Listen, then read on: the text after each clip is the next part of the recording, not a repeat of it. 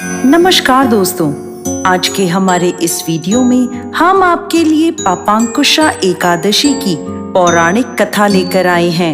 एक समय महाराज युधिष्ठिर कहने लगे, हे जगदीश्वर, मैंने अश्विन कृष्ण एकादशी अर्थात इंदिरा एकादशी का सविस्तार वर्णन सुना। अब आप कृपा करके मुझे अश्विन माह के शुक्ल पक्ष की एकादशी के विषय में बतलाइए।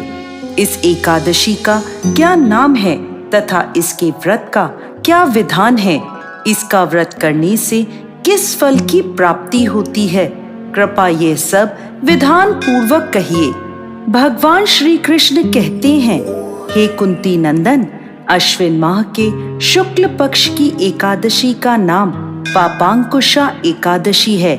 इसका व्रत करने से सभी पाप नष्ट हो जाते हैं तथा व्रत करने वाला अक्षय पुण्य का भागी होता है। इस संदर्भ में मैं आपको एक कथा सुनाता हूँ, ध्यान पूर्वक सुनिए। प्राचीन समय में विंध्य पर्वत पर क्रोधन नाम का एक पहेलिया रहता था। वह बड़ा क्रूर था। उसका सारा जीवन हिंसा, लूटपाट, मद्यपान और गलत संगति जैसे पाप कर्मों में बीता था।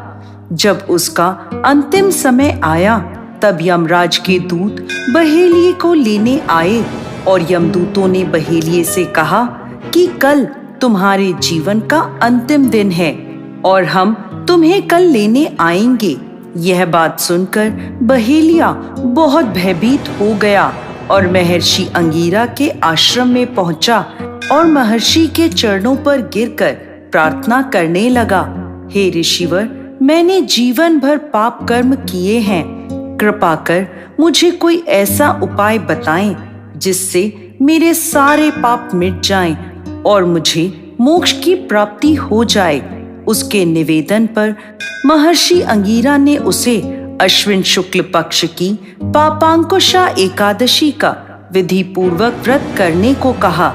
महर्षि के कहे अनुसार उस बहेलिया ने यह व्रत किया और स्वयं द्वारा किए गए सभी पापों से छुटकारा पा लिया और इस व्रत पूजन के बल से भगवान की कृपा से वह विष्णु लोक को गया। जब यमराज के दूतों ने इस चमत्कार को देखा तो वह बहेलिये को लिए बिना ही यमलोक लौट गए।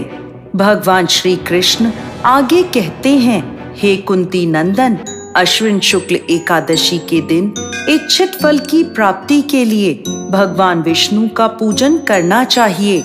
इस पूजन के द्वारा मनुष्य को स्वर्ग लोक की प्राप्ति होती है।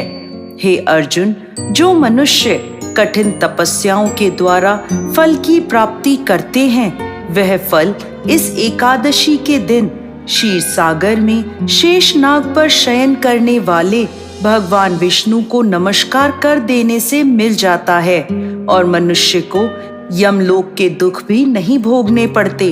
मनुष्य को पापों से बचने का दृढ़ संकल्प करना चाहिए।